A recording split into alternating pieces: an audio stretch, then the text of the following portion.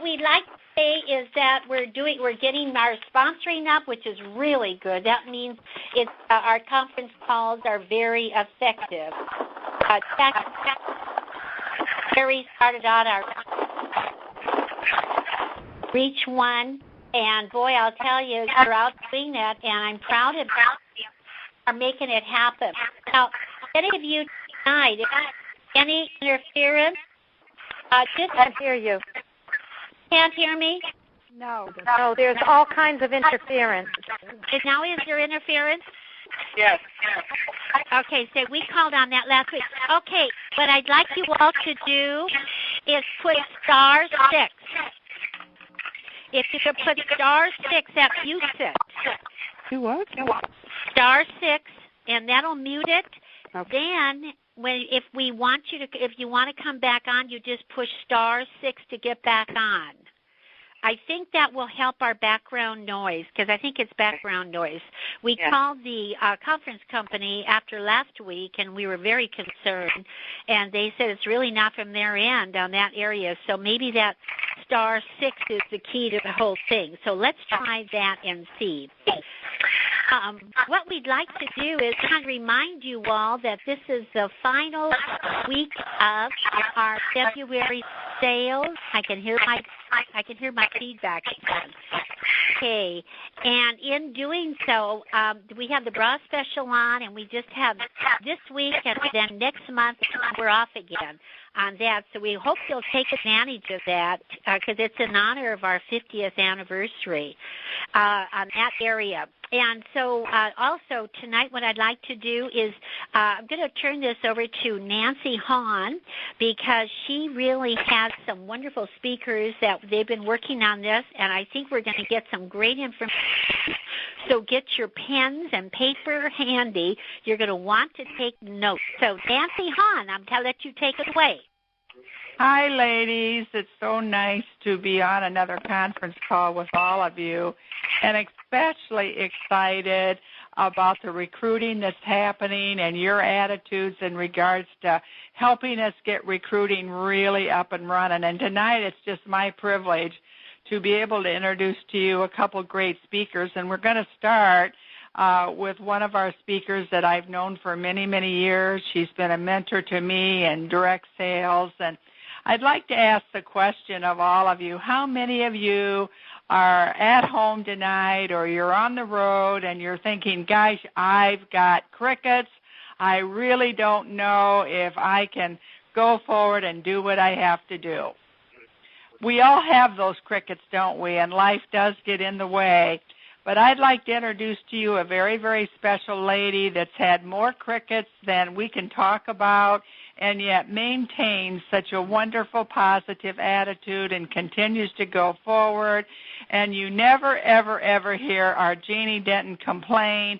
She's up, she's at 'em, and she's encouraging her entire team. So Jeannie Denton, we're here to listen to you talk about us finding people and the secret to where they are. As we know, you've been nothing but a top recruiter in the nation, so we want to welcome you on our conference call. Welcome, Jeannie Denton. Thanks, Nancy. Hi, everybody. It's fun getting to talk. I always love listening, too. I haven't missed a call. But tonight, Nancy and Phyllis asked me to talk about where to find recruits. We know they're somewhere out there, and you're not going to like what my answer. I just know it. Just like Nancy said, everybody's looking for the secret. Oh, if it was just that simple. If we just had that little package we could unwrap, and there would be the answer. But sorry, it's just not like that. The answer is, really, you already know it.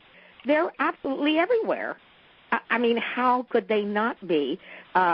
We'd have to decide who's good for this business and who's not, and that would be pretty presumptuous of us, wouldn't you say? You might be thinking, okay, Jeannie, if they're everywhere, why don't I have any? Or at least, why don't I have more of them than I have now? Oh, I'm so glad you asked, because that's an easy answer. It's because we never invited them. Now, listen, quote, unquote, they wouldn't be interested. They already have a great job. They wouldn't have the investment. She could barely buy one bra yesterday when I was talking to her. I just don't think this business would be for her. And, I think if I talked to her that she'd feel pressured. And I just don't want to be in the business of pressuring people. Oh, that one always gets me. How could we possibly be pressuring someone by extending an opportunity? That's just silly. We know it. When it slips through our lips, we ought to know it. Now, the real reason is we just didn't take those extra minutes to ask, just like somebody took the time to ask you and me. It may have been last month that they asked us, and in my case, it was more than 30 years ago. And I don't know about you, but I sure wasn't looking for a job. I at the time, being a full-time mom was the only job I was interested in, let alone running a business. I was doing all I could do to run a household, to run myself with 2 children and a husband, let alone a business. But you know what? It worked. Getting out there, I just kept listening. And by the way, I was asked 6 times over the period of 7 months if I would be interested in starting my own business. So keep that in mind, and I never, ever felt pressured. As a matter of fact, I thought I was the cat's pajamas that somebody thought I could do something. They usually don't feel pressured. All right, let's talk about where the various situations that we're in and where we're going to find people. Let's say, I said they're everywhere. They are. They're neighbors. They're friends. They could be relatives, but usually they're just people that we come across in our everyday life. If you're going up to the jewelry counter to purchase earrings in Macy's and you're just chit-chatting with the gal, I want it to be a sincere thing. Everybody's talking about canned speeches all the time. I think there's canned words and canned phrases, but I think sincerity when it comes to sponsoring someone is probably, to me, the most single important thing. So I can tell you small things to say, but I think that we need to learn to tailor it a little bit to the person that we're talking to. If she's somebody in a department store, it could be as simple as, geez, you have the greatest smile. You just really stand out in a crowd. I don't know if you've ever thought about doing what I do, but I have my own business, and I actually sell undergarments. And, giggle, and then just pursue it just a little bit. Just a little bit. She's working, so you have to go by what's going on. She may not be extremely busy these days, but you also know what she's probably making or not making, as the case may be. And that could be anywhere, at the cleaners, at a school program, and you're talking to a teacher on the side. It doesn't matter who she is or where you are. Pick out something you like about her and tell her. I can't tell you how much I've enjoyed spending time with you this afternoon.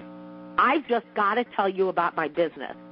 We're looking for people. We really have the demand for it, and I sure could use the help. Then the next thing would be, usually we go around getting people interested all the time. I don't know if you're aware of it or not.